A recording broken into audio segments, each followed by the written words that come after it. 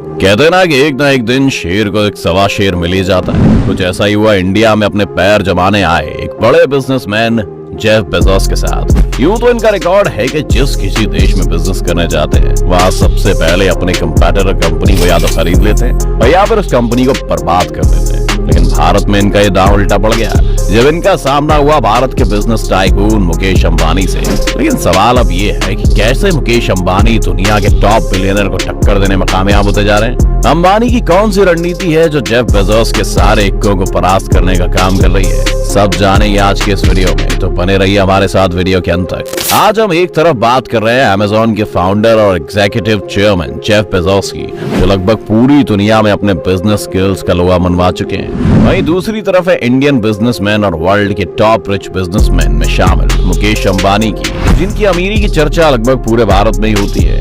अब हम इन दोनों बिजनेसमैन की चर्चा आज क्यों कर रहे हैं ये तो हम आपको बता चुके हैं, लेकिन जो बात आपको पता नहीं है वो ये है कि कैसे भारतीय मार्केट में अमेज़न को साफ करने का काम रिलायंस कर रहा है, कैसे धीरे धीरे अंबानी रिटेल की दुनिया को हाईजैक करने की तैयारी है। वैसे बात जेफ बेजोस की करें तो वर्ल्ड की टॉप ई कॉमर्स कंपनियों में शुमार अमेज़न के फाउंडर हैं। जब बेजोस ने इंडिया में अमेज़न की नींव रखी थी तो उससे पहले की गई उनकी रिसर्च से उन्हें पता था कि इंडियन ई कॉमर्स बिजनेस के लिए एक बड़ा प्लेटफॉर्म साबित होने वाला था। यहाँ ई कॉमर्स मार्केट में कोई बड़ी कंपनी तब तक अपना पैर नहीं जमा पाई थी और अमेज़न को शुरू करने के बाद 8 सालों तक इंडिया में ई कॉमर्स सेक्टर में अमेज़न ने अपनी बादशाहत कायम रखी। लेकिन अब अमेज़न के लिए इंडिया में बिजनेस करना इतना भी आसान नहीं है जितना पिछले सालों में था। इसकी वजह है इंडिया के सबसे रईस इंसान और उनकी सबसे बड़ी कंपनी रिलायंस, जो ई कॉमर्स बिजनेस की दुनिया में एक मजबूत और फुल प्रूफ प्लानिंग के साथ एंटर कर चुका है। रिलायंस की प्लानिंग देखकर लगता है कि अमेज़न को इंडिया में दिन ब दिन घाटे का ही सामना करना पड़ेगा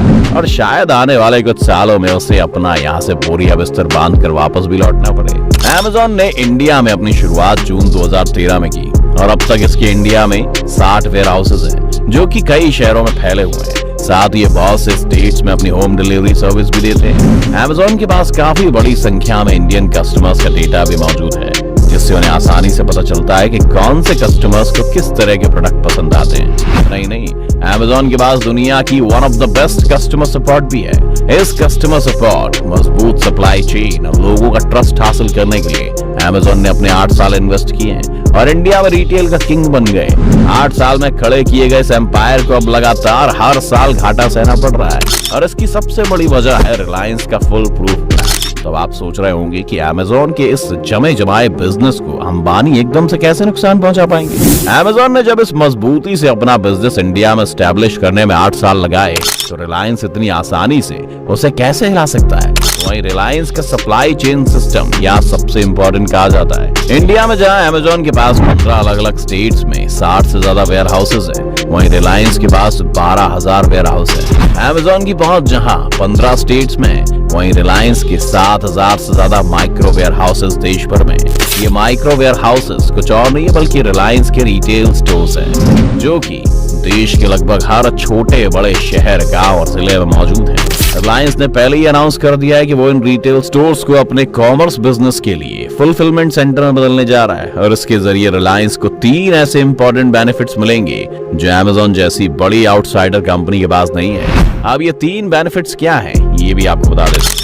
रिलायंस का सबसे पहले फायदा ये है कि वो 2 से 3 घंटे में अपने प्रोडक्ट्स की डिलीवरी सर्विस दे सकता है, जिसके लिए अमेज़न को कम से कम 24 घंटे का टाइम तो लगता ही है। अब आप सोच रहे होंगे कि ऐसा क्यों, तो आपको बता दें कि इसकी बड़ी वजह ये है कि रिलायंस अपने रिटेल स्टोर से ही अपने प्रोडक्ट की डिलीवरी करवा देता है, जबकि अमेज़न के रिटेल स्टोर इंडिया में है ही नहीं और वेयर हाउस भी बहुत कम है, जिसकी वजह से उसे 24 घंटे का टाइम तो कम से कम डिलीवरी में लगता ही है, वो भी उन जगहों पर जहां उसके वेयर हाउस हैं। वहीं अगर रिलायंस के प्रोडक्ट उनके नजदीकी स्टोर पर अवेलेबल नहीं हुआ तो वो ज्यादा से ज्यादा 1 या 2 दिन में प्रोडक्ट की डिलीवरी आसानी से कर सकता है। रिलायंस की जीत की दूसरी बड़ी वजह है रिलायंस का मजबूत नेटवर्क। इसके चलते ये एक ऐसी मजबूत सप्लाई चेन बनाने में सक्सेस रहा है जिसकी वजह से रिलायंस को ई मार्केट में फायदा और अमेज़न को नुकसान हो रहा है, जिसको लेकर एक रिपोर्ट में सामने आया है कि अमेज़न को इंडियन ई कॉमर्स मार्केट में एक और जहां 5800 करोड़ का घाटा हुआ है, तो वही रिलायंस रिटेल स्टोर ने सिर्फ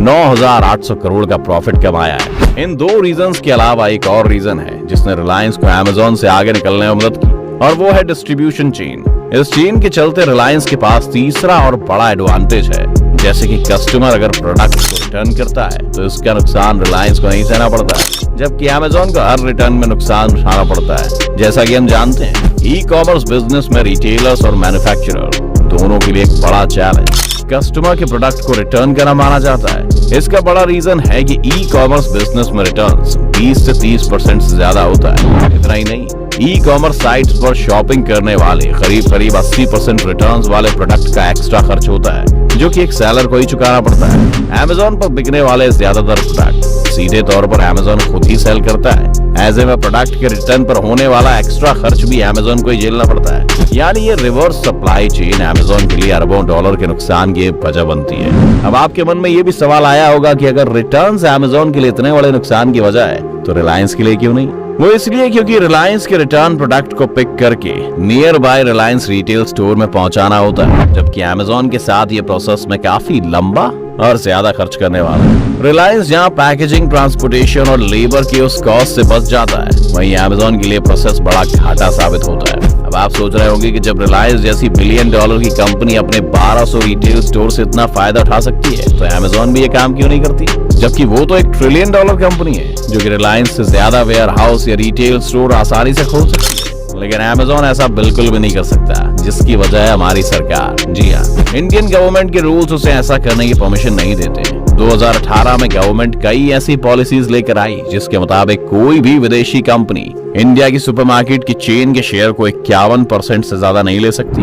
ऐसे में अमेज़न के लिए इंडिया के अंदर रिलायंस जितनी बड़ी चेन बना पाना नामुमकिन है। तो देखा आपने, यही वजह है कि अमेज़न भारतीय मार्केट से गायब होता जा रहा है और उसके कस्टमर्स में भी कमी आ रही है। वैसे जैसे हालात अमेज़न को देखने को मिल रहे हैं, ऐसे में हो सकता है कि वो इंडियन मार्केट से जल्द टाटा बाय बाय कह दे। वैसे अंबानी के ई कॉमर्स मार्केट में एंट्री और अमेज़न की परफॉर्मेंस पर आपकी क्या राय है, ये आप हमें कमेंट करके जरूर बताएं।